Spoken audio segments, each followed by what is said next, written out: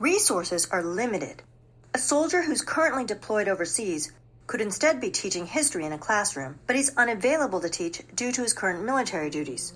A worker that could be used to build more schools is instead being used to build more tanks.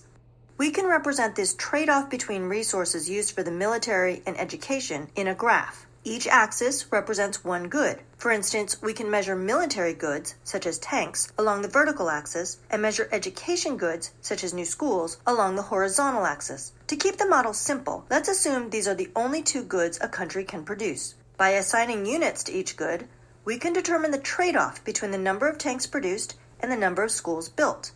A country does have many production choices. It can use all of its resources to produce just tanks.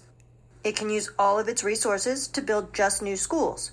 Or it can use its resources to produce one of many possible combinations of tanks and schools. By connecting these possibilities, we have what economists call a production possibilities frontier, or PPF. A PPF shows all the possible combinations of tanks and schools a country can produce using the limited resources it possesses.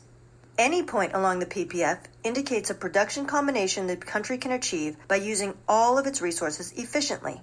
In our example, a point along the PPF means all workers are either producing tanks or building schools. However, any point inside the PPF illustrates a production combination where some resources are idle. Perhaps there are some unemployed factory workers or unemployed construction workers. Lastly, any point outside the PPF represents a production combination that is not achievable given a country's limited resources and current technology. This is the reason the PPF is called a frontier, because it represents the most a country can do with its limited resources.